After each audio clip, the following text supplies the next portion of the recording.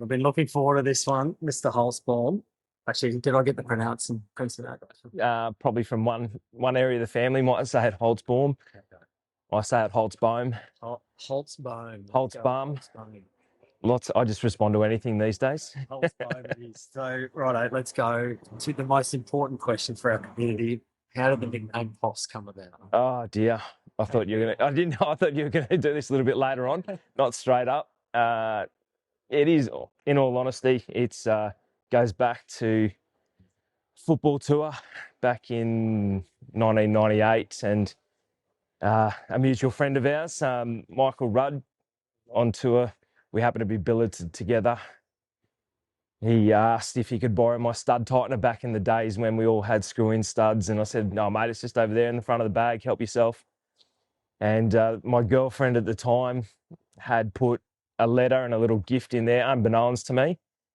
He found it, put it in his pocket, and then about an hour later, when we're on the bus trip to the footy field, he decided to read that letter out to the whole group.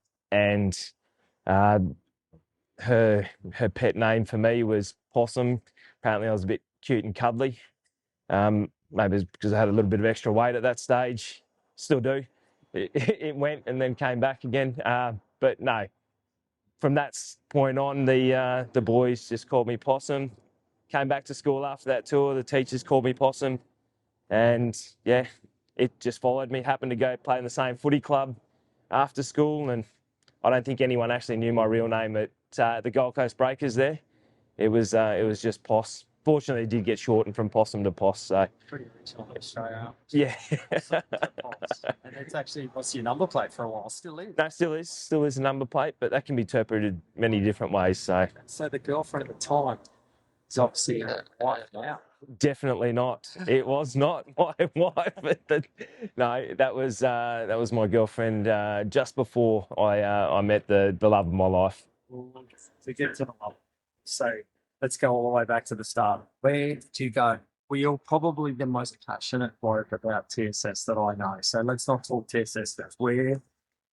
What's your first memory of schooling? So I think probably the sort of the tour that my family had when probably I would have been about 4 or 5, and we did the orientation tour. It wasn't the orientation day, it was just go in for your interview and the tour, and it was a guy by the name of Rod Hill, and I don't think he was actually a master of the prep school at the time. I think he was just a year level teacher, but he later became a teacher of mine. But I think however it worked back in those days, it wasn't the head of the senior school. It was just one of the teachers did the interview, a bit of suitability there. And so I just remember going, and it was actually the memorial room. I remember sitting in the memorial room as a 4 or 5 year old and having that interview in there. So you started reception year, TSS? No, well, preschool back then? No, preschool. It was just year one. Year one. Just year one. On the senior campus. And it is actually, my year one classroom is the Rogers common room, where it is right now. Ended up as a boarding system. Yes, 2016 that was. Yeah. Journey started where your school journey started. So go back to primary school. Yep. One teacher at primary school that stands out. Someone had a big impact on you. Probably, well, there was Billy Walker. He was a rugby coach, year 7 teacher. Probably him and Mrs. Allwood, Carrie Allwood. I still remember Mrs. Allwood. She actually had a son who was a year above me, but she was my year 1 and then again my year 3 teacher. So she had a couple of years where she had to put up with me in the classroom. Yeah, so she had you a few times. She must have done something that ahead of prep time. Pulling her hair out with my inability to spell or write neatly. You kind of got ahead of where I was going, because I was going to ask you what kind of student you were. Definitely not the best as an academic. I think it took me to year 11 before I got my first academic prize, which was the year 11 ag prize for one of the only non-country boys in the class. I just loved ag. And yeah, the only 2 prizes I ever got was for year 11, and then again in year 12 for ag science. A message for the boys. Yeah. What a time to get an academic prize in year 11 rather than year 7 or 8 and peaking at the wrong time. Definitely. So we won't get into TSS just yet. Let's go to the one passion in your life. I won't say love of your life because that's your family. Your passion, you are the most passionate fisherman. In fact, we're sitting here at Port Moresby, PNG. You're off to the national fishing titles after this tomorrow. Kimby, where did you catch your first fish? I don't actually have a great recollection of the moment, but I was often told by my grandfather when and where that was. Apparently, I was of about 3 years old, and it was in the canal system just behind where they lived at Runaway Bay. And back then, there was very little development. Most of the canals were just green blocks with grass on it.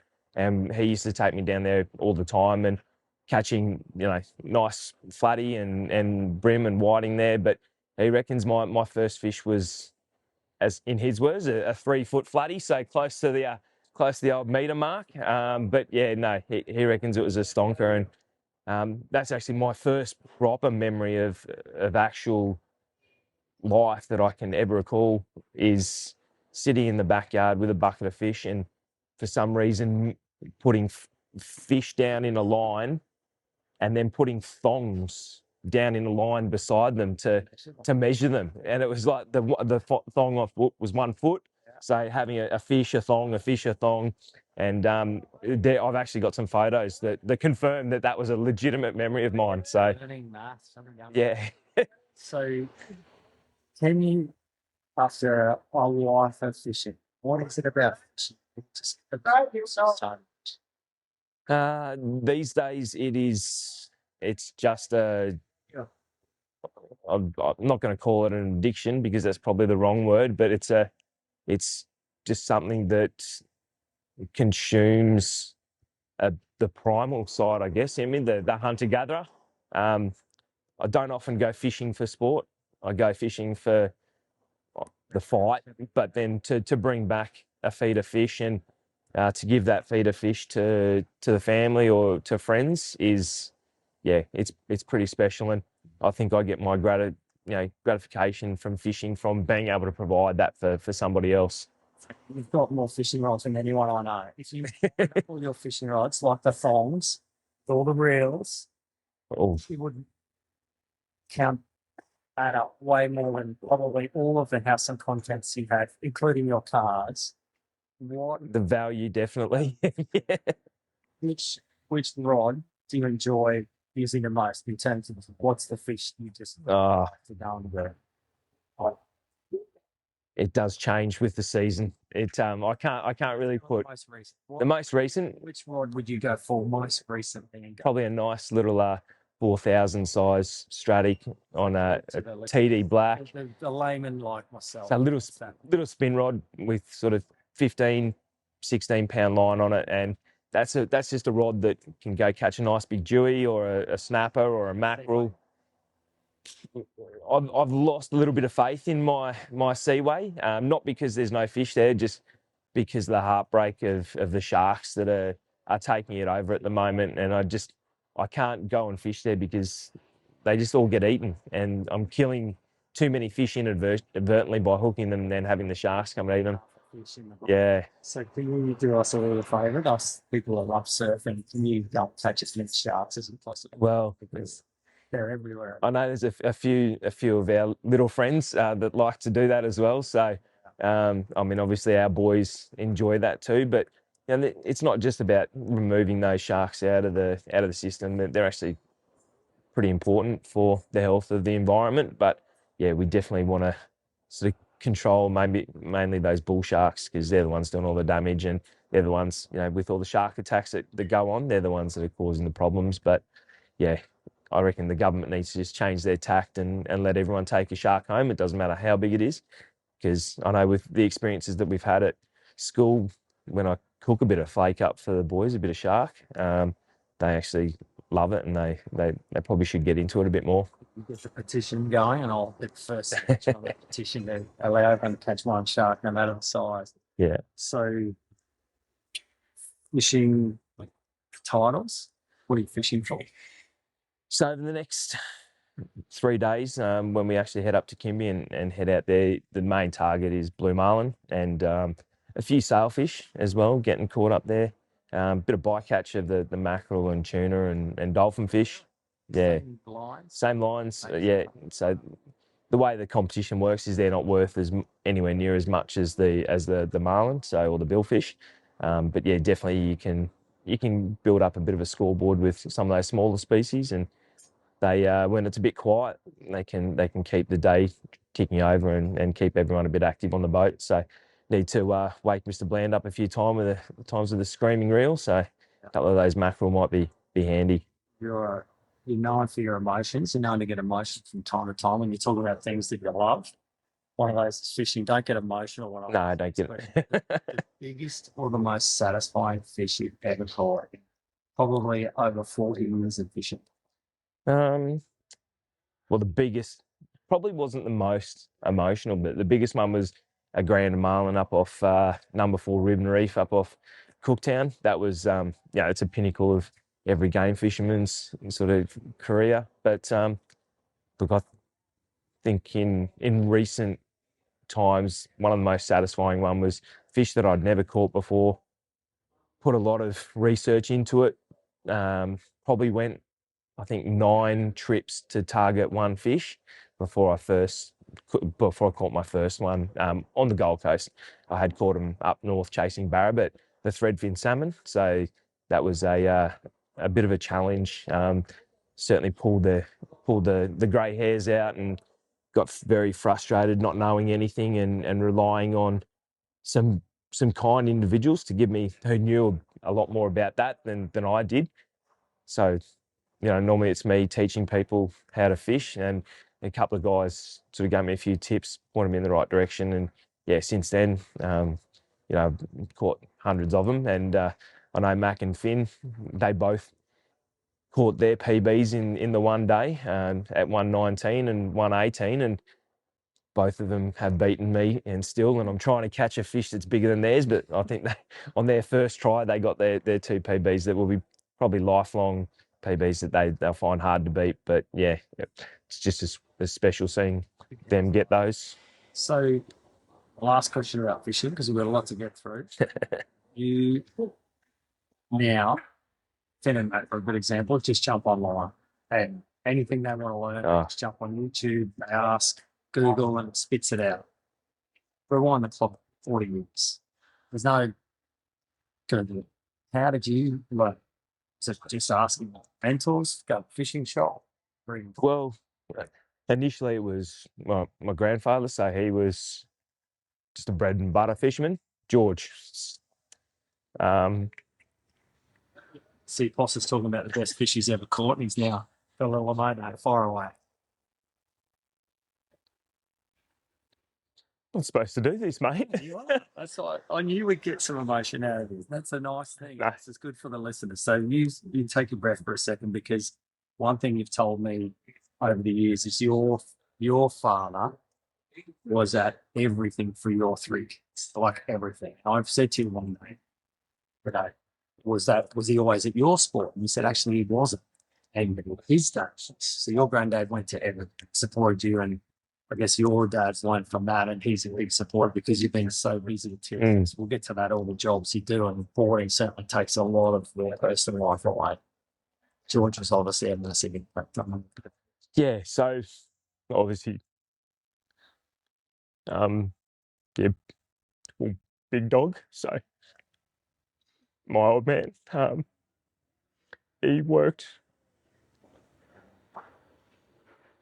a lot of the time, and he was there for footy and for those sorts of things, because he had the weekends where he didn't have to go and work. And when mum and dad decided to move up to Queensland, it was because of my grandparents. They moved up here, and I was only 1 year old and came from the mighty Canberra up to the Gold Coast. And it was one of those things, and I know Mr. Hawkins loves the Raiders, and I don't know if he might remember this fact, but Mum, before we moved up to Queensland, Mum was the Raiders cheerleader, the coach, and she was probably choreographer back in those days. And when we moved up here, Dad was part of the public service, and he transferred from Canberra up to Brisbane, so he had to travel up to Brisbane,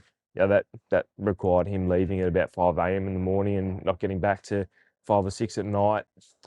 So my grandfather used to sort of step in as the dad, and also Mum was running a dance school here with my grandmother and her sister, so we relied heavily on my grandfather doing that. So as he just took me under his wing and taught me how to fish. Probably would have been about 10 or 12 when that curiosity of what's out there past brim, whiting and flathead, that started to take hold. And just getting back to your question, it was, reading books, well, magazines, seeing people holding up big fish in magazines and just wanting to go and catch those. And I vividly remember a big boat pulling into the canal where we lived at Paradise Point.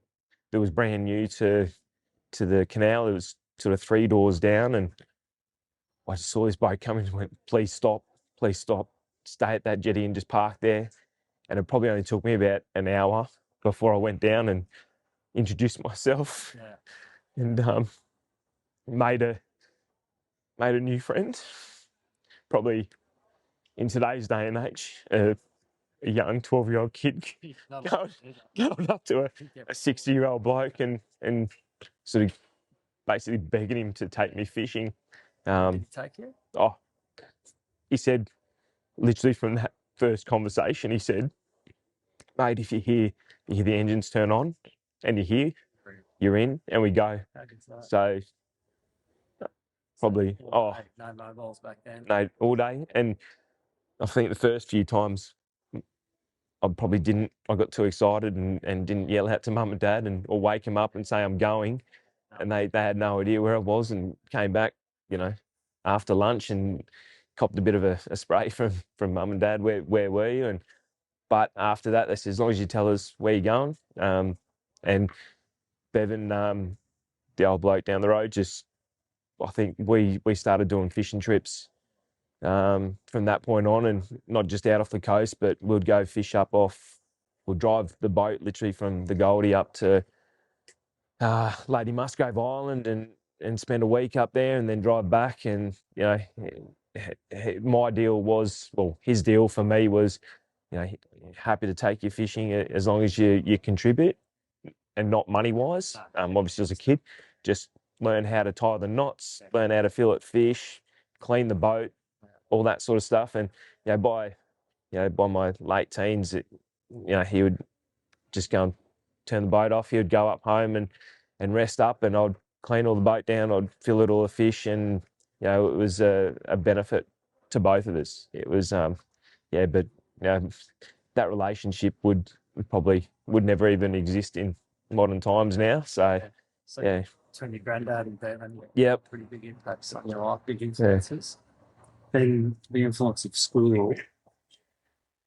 What are some of the memories of reaching the top of primary school around sport? Who became some of your mates? You don't have to mention. Yeah, I know. Well, obviously, prep school back then was finished at year 7, so this is all on the senior campus. No, I was my year group basically went from old to new, back to old, to new, back to old, to new 4 or 5 times throughout. So when the year 1 to 3 classrooms were made over at Lupus Street, we went over there, but then we came back to years 4 and 5 at where the Centenary Centre is now. Then we went back over Lupus Street once they built 4 to 7 over there, and did year 7 there before coming back to Morse House down under Dodds, which Johnny Wallace, the living legend himself, was Been on the Southreport already. Yep. So he was running the Morse House Year 8 down there, and that was kind of where all the Year 8s hung out together and sort of learnt at the senior school. And no, it was sort of just backwards and forwards. So between the old and the new, and then saw the school take a big step in its construction, particularly over at the prep school, and then came back to the senior school where things didn't really change too much from year 8 to 12. Obviously, there was a brand new building when I started in year 8, and you were enjoying that one. And McKinley House, that was the only new building at the time. Very fancy. Oh, the theatre probably around that time as well. The old theatre. Yeah, definitely. That was my year 11, so you would have been early. Yeah, it would have been year 7. So, and then the only other building that got built was Thorold House. So, not a lot of construction in the senior school, but obviously in recent times as a teacher, that's it's gone from 0 to 100. It has gone, especially Mr. Wayne's time. So you never get asked what year you finished at TSS. You get asked what house you're in. Yeah. House, yeah. So Kaiser, day boy, Billy Grinke, cricket coach extraordinaire. Yeah, his name's come up a bit recently. Yeah, Cricket dynasty. He loves his fishing too, old Billy Grinke. Don't know whether that had sort of any impact on how I became Kaiser House captain, but a few fish fillets got thrown his way during my years. But no, he was an absolute legend. And then obviously after Billy and I left school, then Eleanor Mackey took over in Kaiser. So what's the Mack truck first engagement or exposure to a boarder or boarding at school? House was that for the day boys? Yeah, that was pretty much for the day boys. But at that stage, Rogers, when Thorold House moved out of, no, they were actually still there, but that sort of lower level of, and I think, but also, I think there might have been a few dorms across where the Centenary when the Centenary Centre is, So I think that's my intro was what we called the Rogers boys back then, coming and joining us in year 7 over at the prep school, and meeting a few boarders from sort of all around the place. So we're catching up with one tonight, OJ Rarua, coming over from PNG, and then Robbie Johnston from Milford Combe out near Longreach. Lots of boys sort of joining in there and starting to build that border flavour, which then in year 8 back then was the major intake of the boarders coming in year 8. So a big influx and a lot of boys joining the crew across on the senior campus. Rob became one of your best mates for life. Yep. And OJ, PNG boy, he'll be at his function tonight. He had his house burnt down, and all he ever wanted was his red blazer back. So it's pretty special to people. What did you get from your red blazer? I'd love to put it on.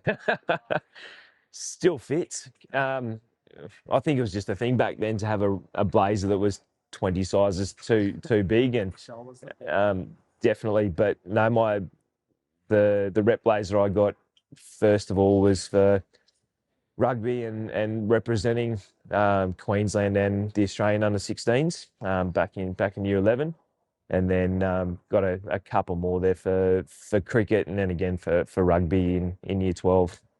So gold pocket playing for Australian under-16. What do you remember of that tournament or that experience? Mate, it was surreal at the time. I probably think I was pretty good now, but back then I certainly didn't think I was as good as what some people might have had a bit of faith in me. But we played in a state championships up in Darwin, and it was the hottest set of footy games I've ever played in my life. And it was in June, July, but still terribly hot, and a lot of good footy players there, and a number of us from Queensland got selected that ended up playing a number of years of football with, and one of the boys who sits in the Dean of Students office these days, Dean of Students year 10 to 12, Mr. Ben Spirit. He was in those teams with me, and so we made a lot of good good friends together there, but also other mates and a number of guys who went on to play for the Wallabies, like we had Guy Shepherdson and Luke Doherty. They were force players. A couple of other big names. Was there not Max in that team, PNG guy? No, Max. Max. Surname. No, he was 2 years above me. So it was Max, who was a prop. Marius Lowe the next year, who was a prop, and then myself, and then another prop. Just playing centre. Yeah, I was just, yeah. No, I was a lot skinnier back then, sir. But yeah, no, definitely, it was a great experience playing with those guys, and yeah, we lifelong memories there. So you go from school playing for Australia, living the dream, cricket, rugby, graduate, you go and work. You go straight into university? Yeah, no, I went straight into uni. Well, had a part-time job. Funnily enough, first part-time job was with a chemical company, car groomers. Okay. One of the dads there, Blair Woolcott, at school. So Blair just happened to be going out with my sister at the time, and so he gave me a job there on the holidays. And then next one was with Andrew Peters' old man, Peter Peters, at the seafood market at the Spit. And then when I finally got into university and started working there, got a Gold Coast fishing tackle with, that was probably what took my fishing from just what I love to do, and probably all right at it, but not great. And then going into a tackle environment where you had legends of the fishing industry sort of telling you things and helping you out and giving you a leg up, which was awesome. So you get a Bachelor of Science? Bachelor of Go to the workforce? Yeah, Bachelor of Science with a major in marine biology, and to get a job in marine biology was pretty hard, but managed to get a job in a pharmaceutical company that was making pharmaceutical drugs out of marine products. So worked for them for a number of years, and the job evolved a little bit, and I started working with the government to get the drugs approved, so the Therapeutic Goods Administration, and found that I actually had a pretty solid conscience. I was pretty, what I thought, I hadn't realised, but had just an urge to do the right thing.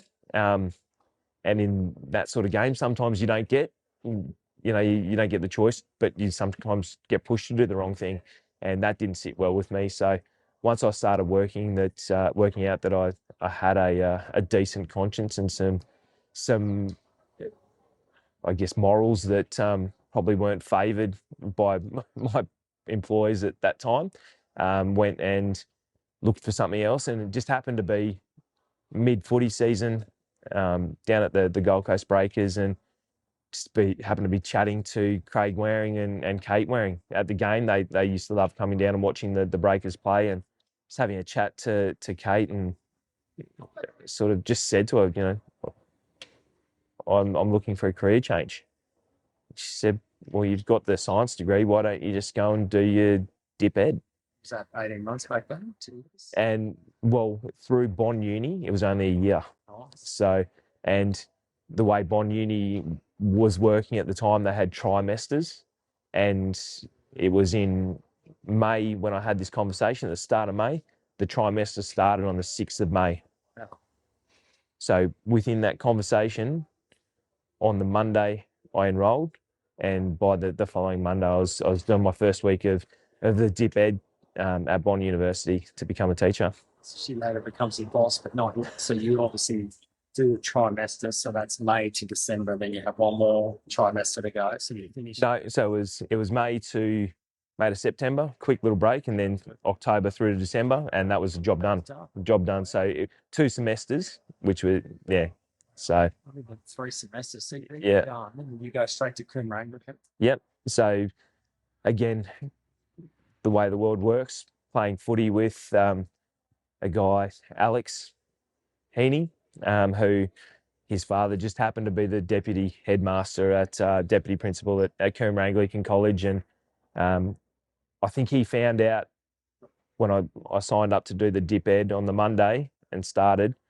I think by the next Saturday's game, he worked out that I was doing my dip ed, and he made me come in and sign a contract to start teaching that next year at Coombe Anglican. I said, mate, I haven't even proved myself. He said, I've seen what you like with, around the footy field. We need a footy coach. We need someone to teach in year 9 science. You got the job. Yeah, So got the job you really want. So before we get to TSS, then, where are you at family wise? You and Missy are married by this stage? yep, we were 3 kids. married. No, only one. So Piper was quite young. She was only just over a year. Missy was pregnant with Peyton. So 2 down, and it was pretty soon after starting at CAC that Finn came. Okay. So I did 5 years. So from 2009 to 2013, and then pretty interesting story how I came to TSS. Before we get to TSS, what did you learn about teaching your first 5 years? Okay. Yeah.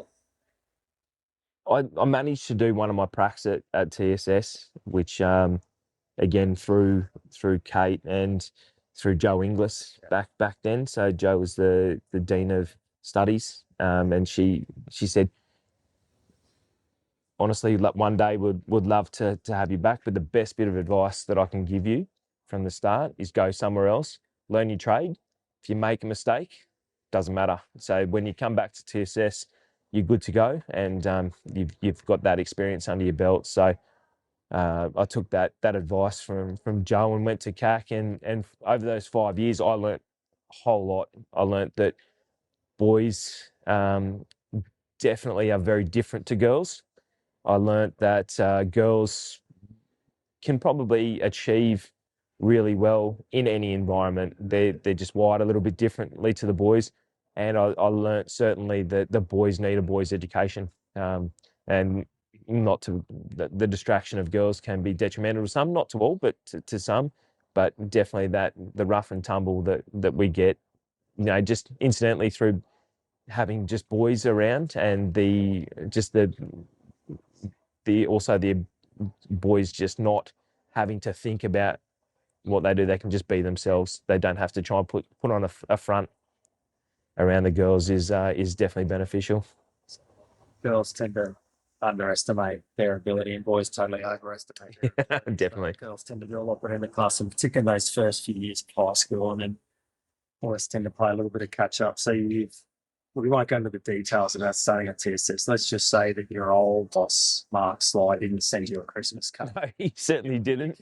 He did not. It was a last minute call up, and packed my things very quickly from CAC, and then rocked up at TSS. Yeah, definitely. But no, it was a big change coming to TSS. Just obviously felt like I'd gone back to my home, really. You always, when you're somewhere else, you always don't feel like you're necessarily part of the fabric. And it probably took about a week before I felt like I was back in part of the fabric at TSS. All right, well, we could talk for hours about TSS. I'm going to ask you 3 questions. Yeah. 2 are school related, 1's personal. This could take a while, so hopefully I can edit if there's jokes. What do the words "fiddle house" to Leigh Holtsbaum?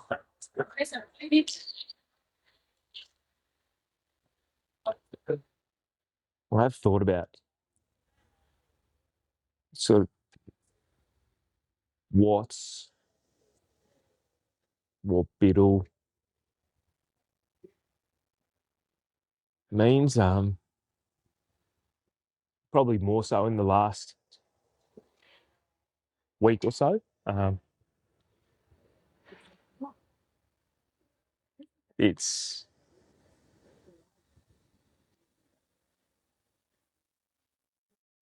more than just boarding. It's more than just the boys or the families that are there.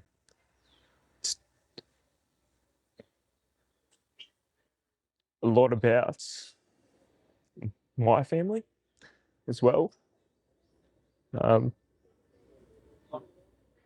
Opportunities that are not just opportunities for the boys. There are opportunities for us as staff, for us as families. Yeah, I know it's hard to put into words because looking at almost 9, well, 8 and whatever, 8 in the term years that we spent in Biddle, we had literally everything thrown at us. Not everything, thank God, but close to it. I know your experiences in Biddle, you had everything thrown at you. And when I came in, it was probably very hard for the boys to accept me. Hard for me to sort of come to terms with what I needed to do to make my journey through Biddle not a very short one, because it could have been a very short one. But to make it a long one, I took some advice. I didn't listen to some, and thank God I didn't. Just being persistent, sticking to what I wanted for the house, what I thought the boys needed. I think in the end, that sort of worked out pretty well for everyone. But yeah, Biddle, it's kind of the little brother of boarding. It's the house that I think what he probably, I don't know if I can even say it, what he used to, or the boys used to call Biddle. Let's just say Biddle got no state representative sport and no ATAR 99.95s for a while. No, so Biddle wasn't. They changed. It wasn't the house that had the reputation that hopefully it does now. But coming in with the family, it changed our lives. So we're going to get on a roll here, boss. Yeah. Because next question's maybe equally as hard. Yeah. Well, it definitely the family. It saved us. It gave us a home. But the thing that I've over the last week or so, and I'll never tell the boys this, but just not being around them, you lose that connection. You lose the reason why you do some things. And I know I'll get used to it, and I'll find different areas to be involved in around the boys. But I hope all the Biddle families listen to this and the boys listen to it. I sound pointing was to you, so I don't even know if I should ask the next question. That's just Biddle house. Now I've got to ask you, if someone says to you 3 letters TSS, what's that mean to you? oh Biddle house is just one yeah, very small piece of a big puzzle. Biddle definitely has a it's a different part. Right. It's a different Typical family time, and we actually was timing for you guys as a family to have a baby. Definitely. Finn was very young, so you had Peyton Piper a bit older, and Finn effectively grew up in Biddle. Yeah. No. The school, what the school's done for you, family worked very, very hard to send you to TSS. Oh, 100%. You've worked very, very hard as a staff member. What's the school mean to you? No, I think TSS is, let's just become the life. So fortunate that I've been able to give back to the school that's given and continues to give me. I mean, we wouldn't be sitting here in Papua New Guinea if it wasn't for the school. Yeah. But I think, the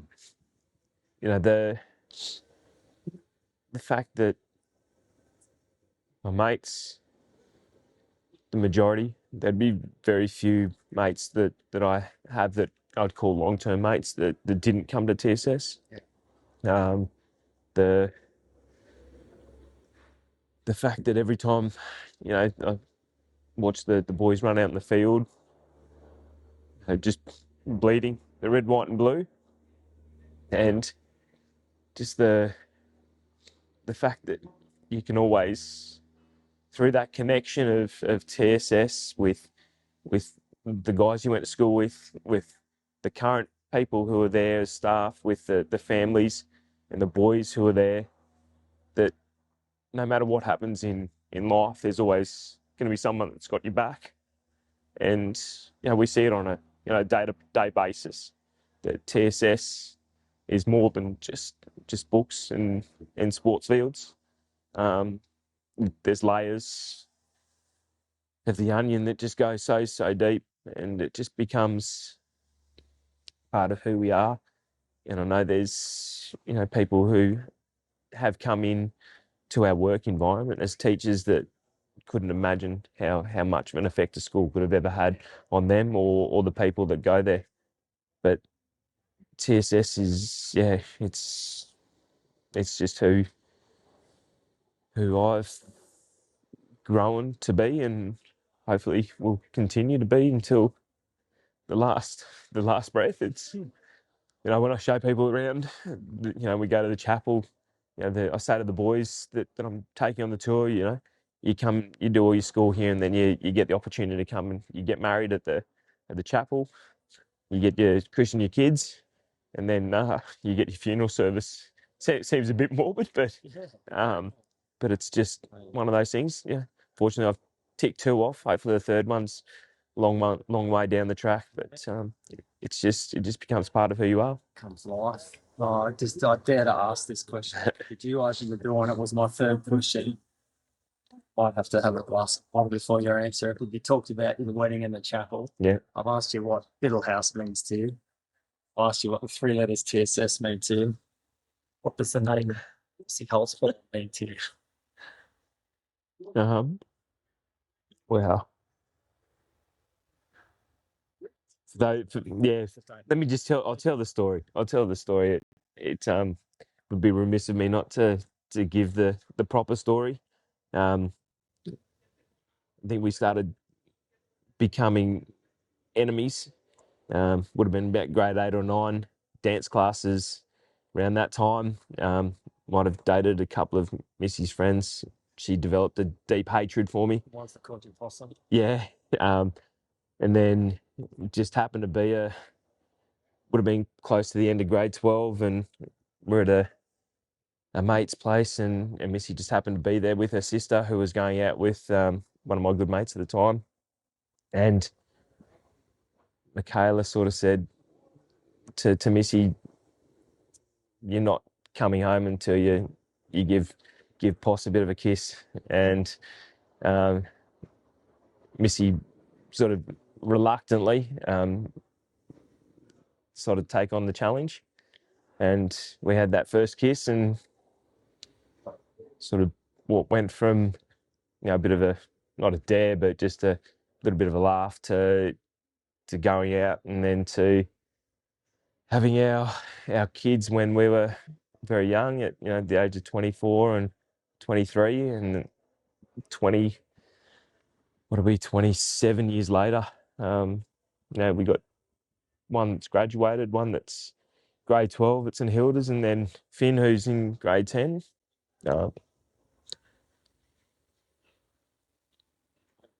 We've probably been through our fair share of family stuff, just everything that life throws at you. The best thing between us is that it's never affected us as a couple, as a partnership. So, from losing close loved ones, to basically not having a home, to just having to work our backsides off to make sure that our kids had the opportunity to do what we did in terms of going to TSS and St Hilda's.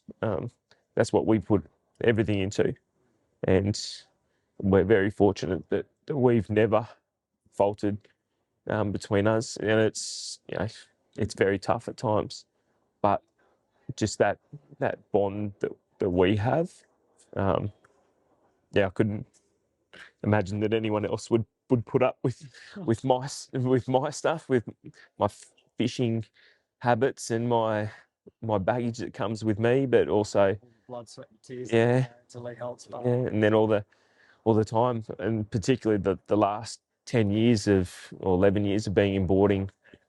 Our deal was that, like my old man, he had to work very hard to do what he did to put me through TSS. I've had to do the same to put our kids through TSS and St Hilda's.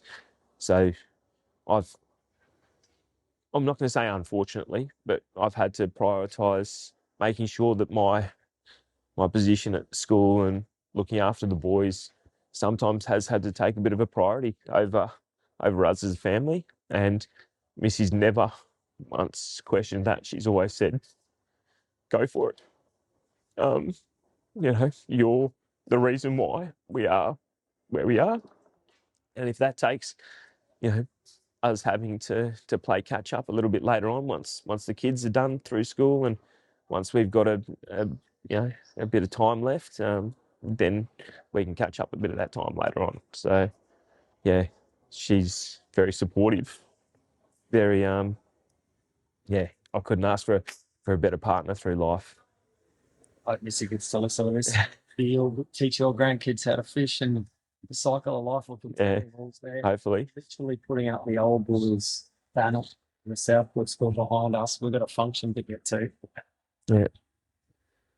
We're getting close. We've covered a lot of territory. Fishing, love, family.